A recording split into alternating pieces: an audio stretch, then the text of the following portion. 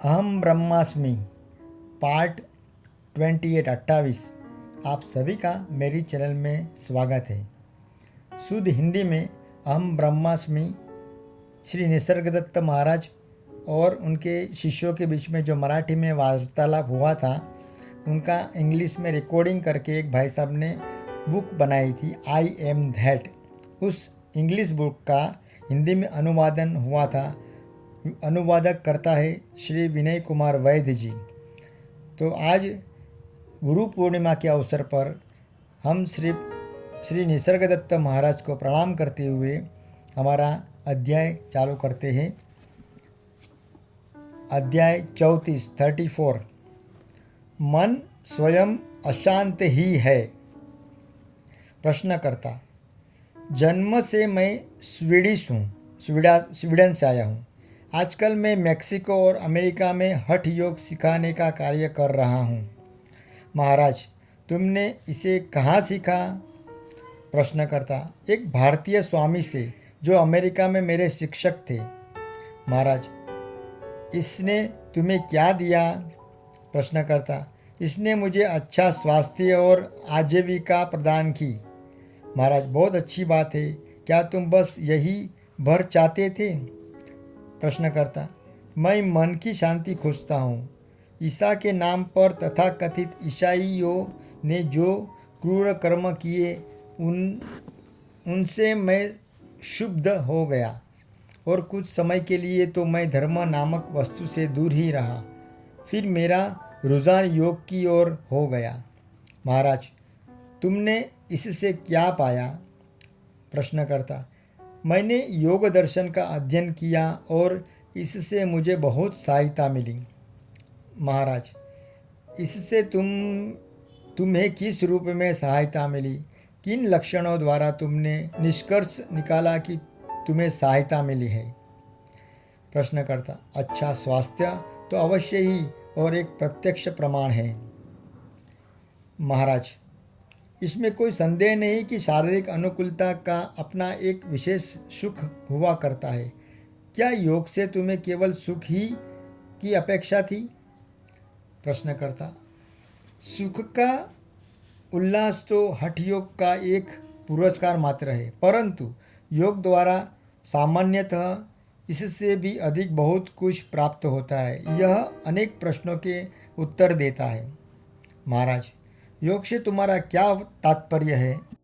प्रश्नकर्ता, भारत की संपूर्ण शिक्षा, चेतना का विकास, पुनर्जन्म, कर्म का सिद्धांत आदि सभी। महाराज, अच्छा, जितना ज्ञान तुमने चाहा तुम्हें मिला, परंतु इसने तुम्हें किस रूप में लाभान्वित किया? प्रश्नकर्ता, इसने मुझे मन की शांति प्रदान की। महाराज, क्या सचमुच? क्या तुम्हारा मन शांत है? क्या तुम्हारी खोज पूर्ण हुई? प्रश्नकर्ता, नहीं, अभी तो पूर्ण नहीं हुई। महाराज, यह स्वाभाविक है। यह कभी समाप्त न हो सकेगी, क्योंकि मन की शांति जैसी कोई वस्तु होती ही नहीं है। मन का अर्थ ही व्यवधान, मन स्वयं अशांत ही है। योग न तो मन का गुण है और न मन की कोई अवस्था। प्रश्नकर्ता, योग से मुझे थोड़ी शांति तो अवश्य ही मिली। महाराज, थोड़ी गहराई और सूक्ष्मता से परीक्षा करो और तुम देखोगे कि मन में विचारों का सतत उफान आ रहा है। कभी कभी यह अवश्य ही रिक्त हो जाया करता है, पर यह ऐसा अल्पकाल के लिए ही करता है और फिर पुनः अपनी सामान्य अशांति में लौट आता है। एक शांत किया गया मन शांतिपूर्ण मन नहीं हुआ करता।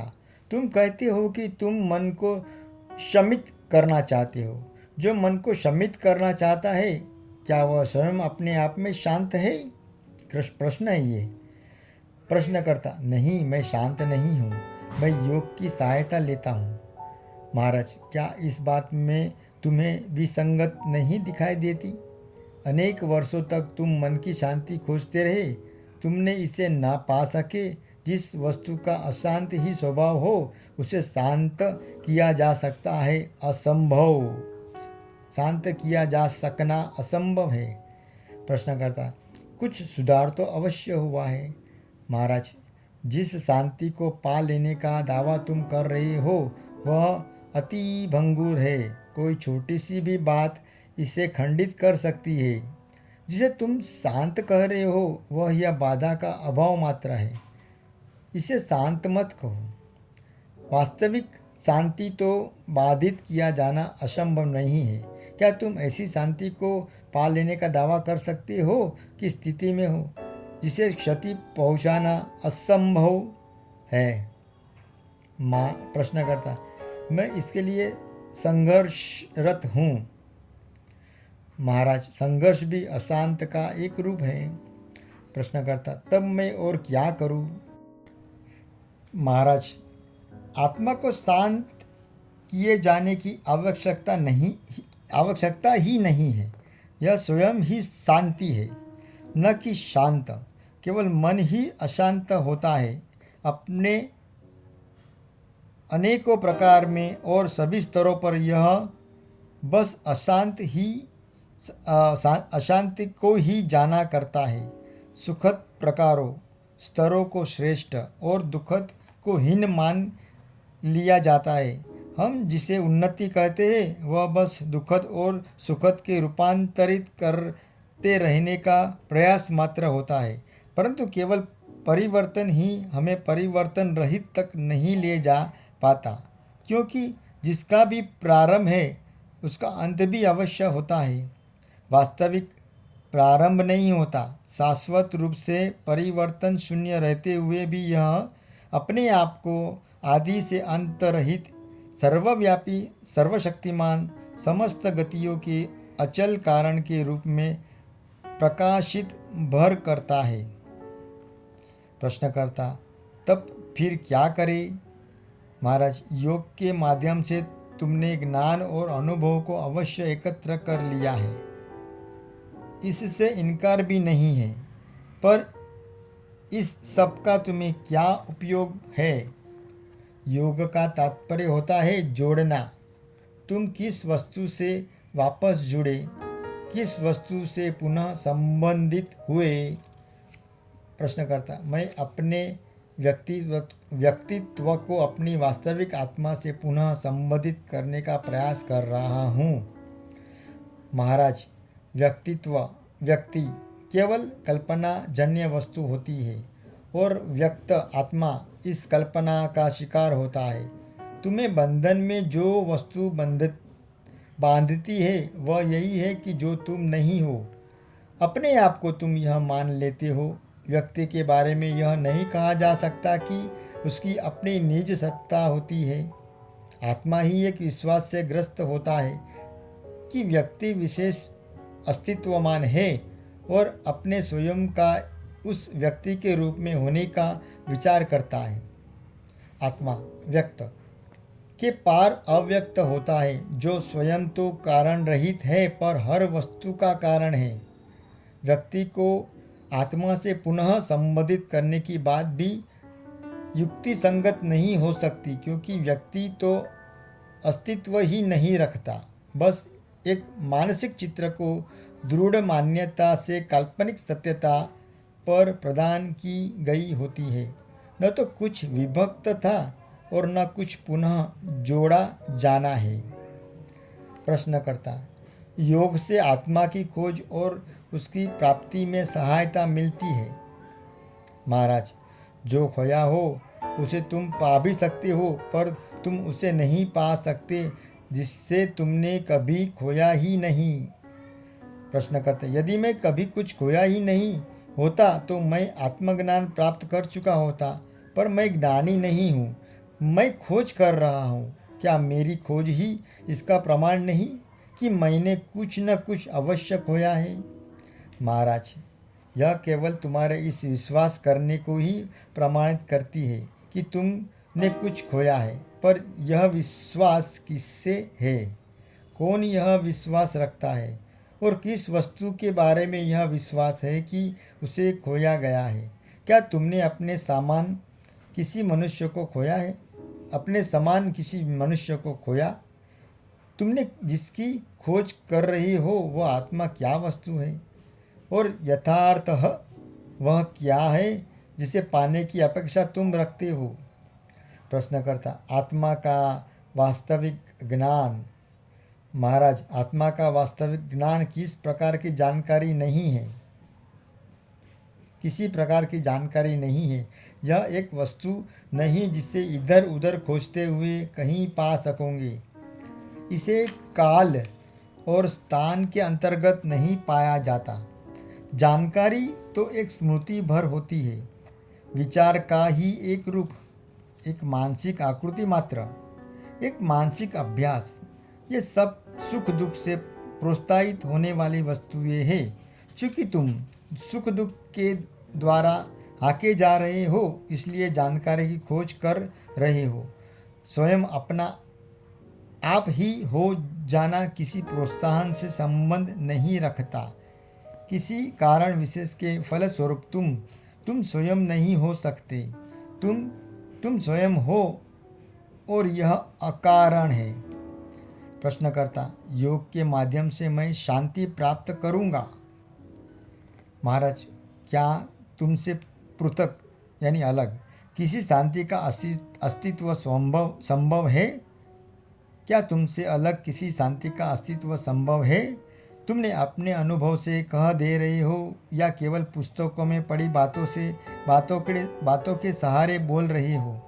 प्रारंभ करने हेतु शायद पुस्तकीय ज्ञान तुम्हें काम आ सकता है, परंतु अपने स्वभाव से ही जो अनिर्वचनीय है, उस प्रकार की अपरोक्ष अनुभूति के लिए तुम्हें जल्दी ही पुस्तकों से प्राप्त ज्ञान छोड़ देना होगा।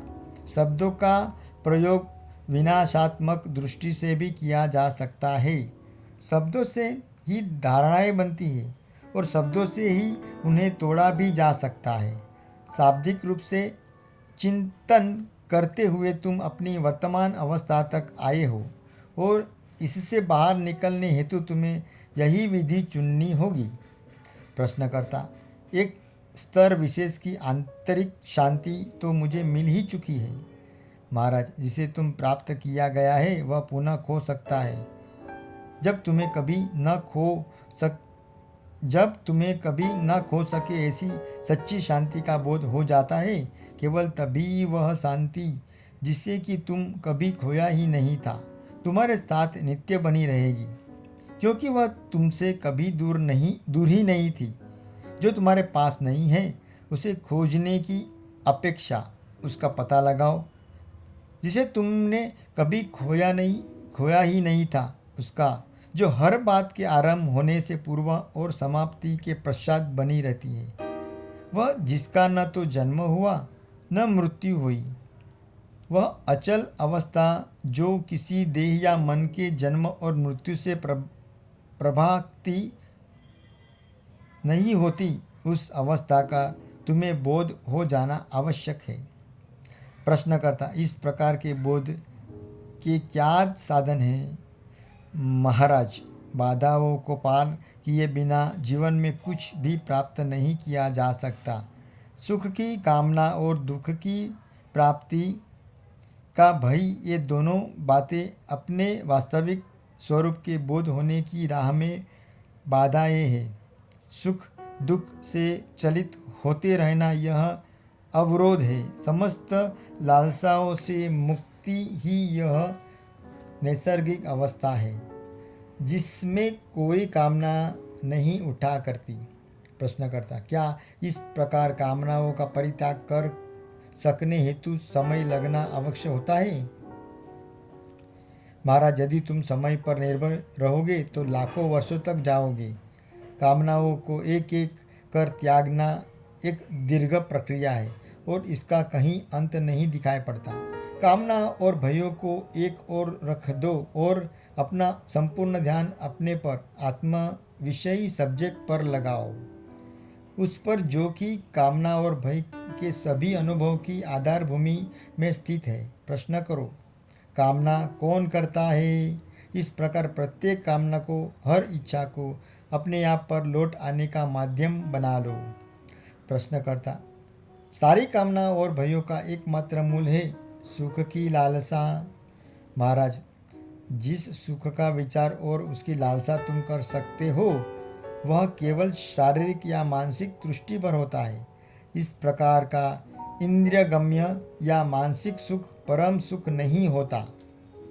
प्रश्नकर्ता, परंतु इंद्रिय बाह्य सुखों का, मानसिक सुखों का और सामान्यतः सुखी रहने की उन सब कामनाओं का जो कि इच्छे शारीरिक मानसिक स्वास्थ्य और फलस्वरूप उत्पन्न होती है, अच्छे शारीरिक और मानसिक स्वास्थ्य के फलस्वरूप उत्पन्न होती है आदि सबका मूल तो वास्तविकता में ही होना चाहिए।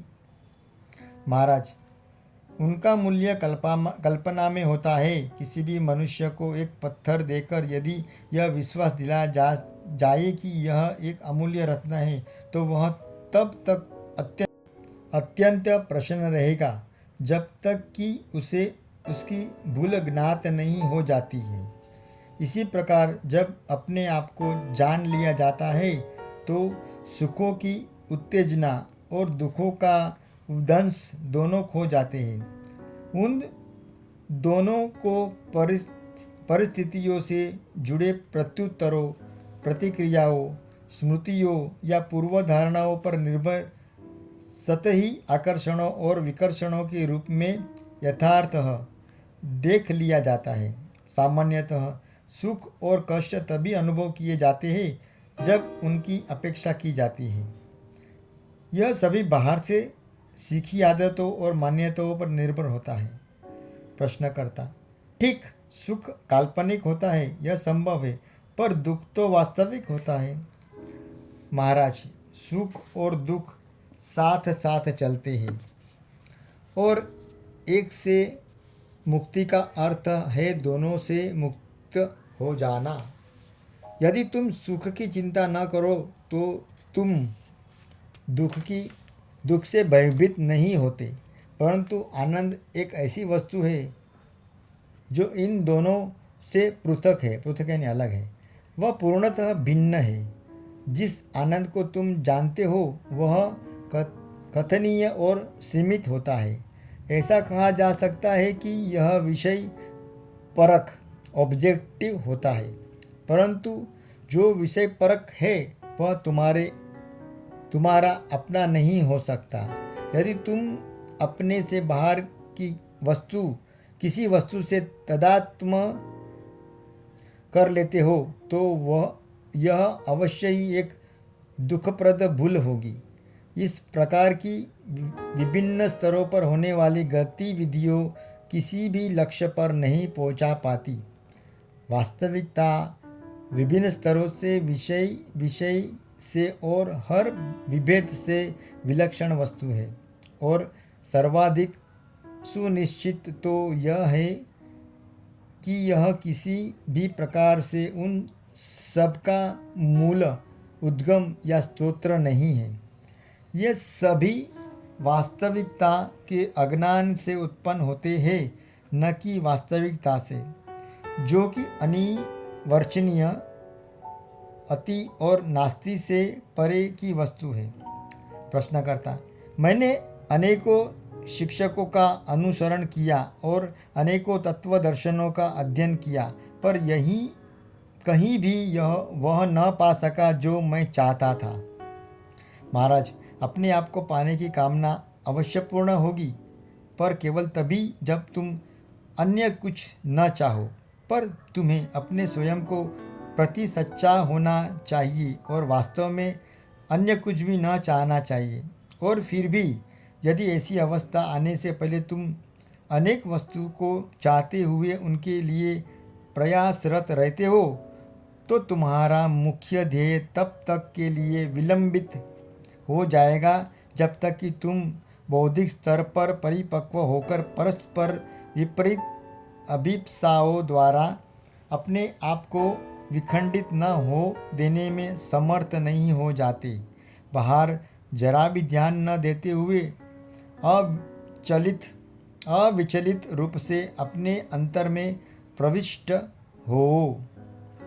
प्रश्नकर्ता, पर मेरी इच्छाएं और भय अभी भी शेष है। महाराज, वेद तुम्हारी स्मृति के अतिरिक्त और कहाँ है?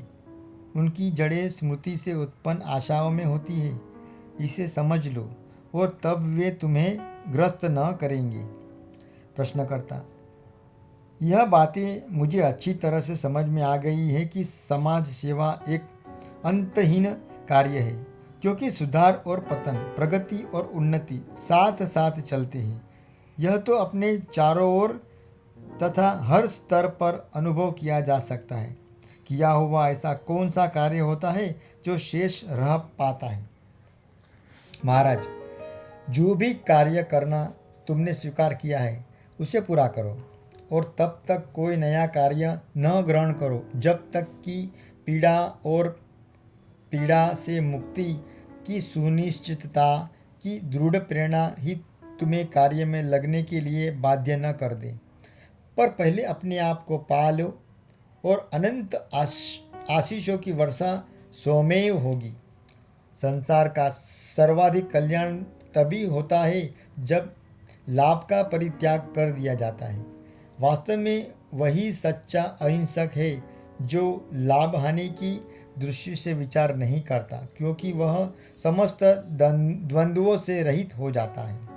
प्रश्नकर्ता: हाँ, अहिंसा के विचार से मैं सदा आकर्षित होता रहता हूँ। महाराज, अहिंसा का प्रमुख अर्थ वही है जो कि इसके शब्दों में प्रकट होता है। हिंसा मत करो, अर्थात पीड़ा न पहुँचाओ। किसी का भला करना प्रमुख या प्राथमिक महत्व की बात नहीं है, वरन पीड़ा न पहुँचाना, पीड़ा का कष्ट में वृद्धि न करना ही प्रथम महत्व की बात है। दूसरों को प्रसन्न करना अहिंसा नहीं होता। प्रश्नकर्ता: मैं प्रसन्न करने के विषय में नहीं कह रहा, पर लोगों को सहायता देने के पक्ष में अवश्य हूँ। महाराज, देने योग्य वास्तविक सहायता यदि कोई है तो वह यही है कि और अधिक सहायता की आवश्यकता से मुक्त कर देना। बारंबार की जाने वाली सहायता कोई सच्ची सहायता नहीं होती। दूसरों को सहायता देने के बारे में तब तक कुछ न कहो जब तक तुम उन्हें सहायता की आवश्यकता से ही पूर्णतः मुक्त नहीं कर देते।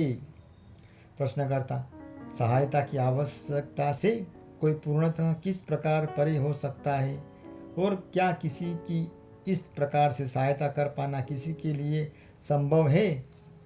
महाराज, यदि तुम यह समझ लो कि समस्त सीमित और पृथक अस्तित्व पीड़ाप्रद है, और तुम समस्त जीवन के साथ शुद्ध सत्ता की तरह समग्रता से रहने के इच्छुक और योग्य हो जाते हो, तब सहायता पाने की आवश्यकता से परे हो जाते हो।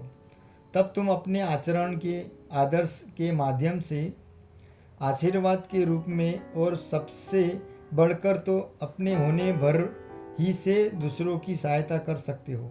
जो तुम्हारे पास नहीं है वह तुम दूसरों को नहीं दे सकते, और जो तुम स्वयं नहीं वह तुम्हारे पास हो ही नहीं सकता। तुम केवल वही दे सकते हो जो कि तुम हो, और उसे तुम अपरिमित मात्रा में बांट सकते हो। प्रश्नकर्ता: पर क्या सचमुच समस्त अस्तित्व ही कष्टपूर्ण है?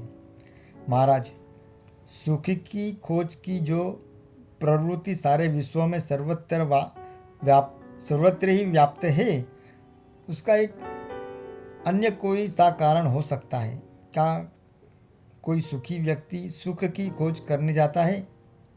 लोग कितने व्यग्र हैं, कैसे अनवरत सक्रिय है। चूँकि वे कष्ट में है, इसलिए सुख में वे राहत खोजते हैं। सुख की उनकी कल्पना केवल इतनी ही है कि पुनः पुनः सुख का आश्वासन मिलता रहे। प्रश्नकर्ता: यदि जो मैं हूँ वैसा मैं हूँ, अर्थात वह व्यक्ति जो मैं स्वयं को समझता हूँ, यदि सुखी नहीं हो सकता तो क्या किया जाना चाहिए? महाराज, अपने उस रूप में जैसे कि तुम अभी प्रतीत होते हो, बस यही भर कर सकते हो कि पूर्णतः मिट जाओ। मेरी इस बात में किसी प्रकार की भी क्रूरता या कठोरता नहीं है। किसी मनुष्य को उसके दुस्वप्न से जागना तो करुणा है। तुम यहाँ इसलिए आए हो क्योंकि तुम पीड़ा में हो और मैं केवल यह कह रहा हूँ, जागो, अपने आप को जानो। वस्तुतः तुम जो हो वह हो। पीड़ा को समाप्त सुख में नहीं होती। जब तुम्हें यह स्पष्ट हो जाता है कि तुम सुख दुख से विलक्षण वस्तु हो, असंग और अजेय हो, तब सुख की खोज भी समाप्त हो जाती है और उसके परिणाम में प्राप्त होने वाले दुख भी, क्योंकि पीड़ा सुख की दिशा में प्रवृत्त करती है और सुख का अंत अनिवार्यतः पीड़ा में ही हुआ करता है। प्रश्नकर्ता, क्या परम अवस्था में किसी प्रकार का सुख नहीं हो सकता? महाराज, और दुख भी नहीं हो सकता, केवल विमुक्ति होती है। सुख सदा किसी न किसी वस्तु पर आश्रित होता है और खो सकता है, जबकि पूर्ण विमुक्ति किसी वस्तु पर अवलंबित नहीं होती और उसे खोया नहीं जा सकता। और चूंकि दुख से विमुक्ति किसी कारण का परिणाम नहीं होती, अतएव वह नष्ट भी नहीं हो सकती।